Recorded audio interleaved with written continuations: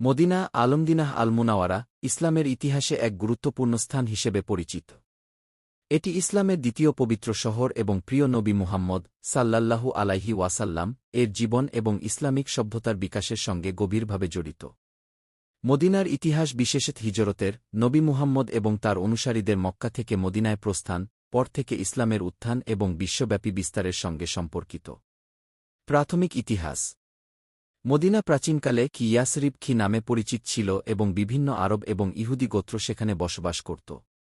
শহরটি একটি মরুদ্যান ছিল এবং এখানে বিভিন্ন বাণিজ্যিক কার্যক্রম চলত। ইসলাম আসার আগে মদিনার মধ্যে প্রায়শই বিভিন্ন গোত্রের মধ্যে সংঘর্ষ এবং দ্বন্দ্ব লেগে থাকত। হিজরতের পর মদিনা 622 খ্রিস্টাব্দে নবী মুহাম্মদ সাল্লাল্লাহু আলাইহি ওয়াসাল্লাম মদিনায় হিজরত করেন। এই হিজরতের ঘটনায় ইসলামী বর্ষপঞ্জির সূচনা। হিজরতের পর মদিনা ইসলামের প্রথম রাষ্ট্র হিসেবে প্রতিষ্ঠিত হয়, যেখানে নবী মুহাম্মদ সাল্লাল্লাহু আলাইহি ওয়াসাল্লাম ধর্মীয় এবং রাজনৈতিক নেতা হিসেবে কাজ করেন। তিনি মদিনার বিভিন্ন গোত্রের সঙ্গে ঐক্য গড়ে তুলেন এবং খি মদিনার সনদ খি নামক একটি চুক্তি তৈরি করেন, যা শান্তি এবং সহযোগিতার নীতি প্রতিষ্ঠা করে। ইসলামের প্রথম রাষ্ট্র। মদিনা ইসলামিক শাসন প্রতিষ্ঠিত হওয়ার পর এখান থেকেই ইসলামের প্রচার শুরু হয় এবং ইসলাম একটি রাজনৈতিক এবং সামরিক শক্তি হিসেবে আত্মপ্রকাশ করে।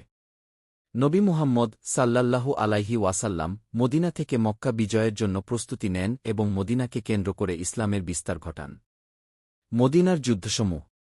মদিনার ইতিহাসে দুটি উল্লেখযোগ্য যুদ্ধ হল বদর এবং উহুদ।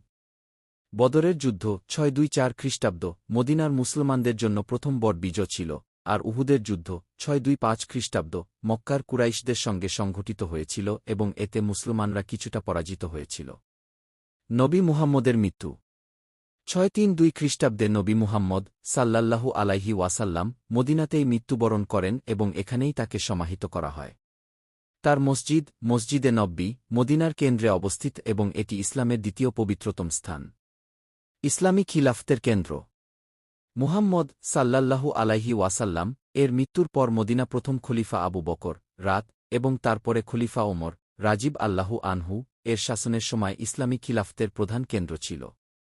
মদিনা থেকে ইসলামী সাম্রাজ্যের পরিচালনা করা হতো। পরে খলিফাত আলী রাত এর সময় মদিনা থেকে খিলাফতের কেন্দ্র বদলে যায়, তবে মদিনা ইসলামী সংস্কৃতির একটি গুরুত্বপূর্ণ স্থান হিসেবে থেকে যায়। মদিনার গুরুত্ব। ইতিহাস জুড়ে মদিনা ইসলামী শিক্ষার একটি কেন্দ্র হিসেবে পরিচিত। মুসলমানরা এখানে হজ এবং ওমরাহ পালন করতে আসে এবং নবী মুহাম্মদ সাল্লাল্লাহু আলাইহি ওয়াসাল্লাম এর মসজিদে নব্বীতে সালাম জানা।